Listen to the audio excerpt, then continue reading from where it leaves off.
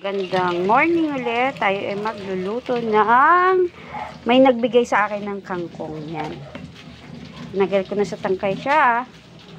Ang gagawin natin ay ginisang kangkong. Dito sa probinsya, pag may mga tanim-tanim ka, nagbibigayan kayo ng gulay. So ngayon, ang ginagawa ko, ginisa ko yung sibuyas. Hindi ko na napakita eh.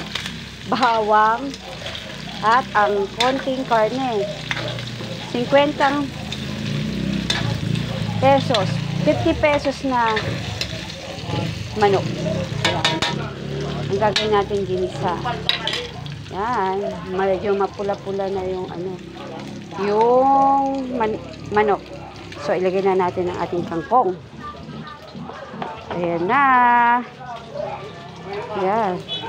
Shout out sa mga bagong subscriber ko dyan. Salamat sa pag-subscribe nyo ha.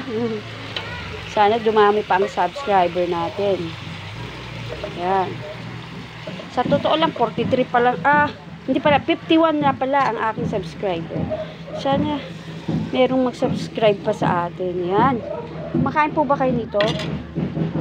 Kangkong. Lagay ko na yung kangkong. Takpan po natin. Let it simmer for 2 minutes. Yan, check na natin. Yan, pwede na to.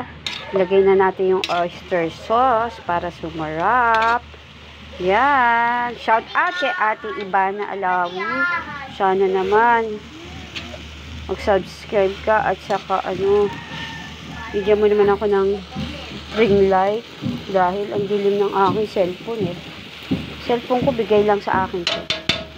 So, salamat sa nagbigay. Shout out kay Teacher Sunny. At ganun din po, lagyan natin ng paminta. Boston paminta. Yan. Ilagay na natin yung ating oyster sauce. Yan. Yan. Inalagay na natin ng ating Mama Sita's oyster sauce. Yan. Masarap na to. Mga anak ko, yung iba gusto sita, yung iba kangkong. Yung iba ang gusto chapsuy. Iba-ibang gusto nila. Yan. Shout out sa mga bagong subscribers natin. Nakaraan 46, ngayon 51. Wow! Sana maging 1,000 naman. Chuyang from Korea.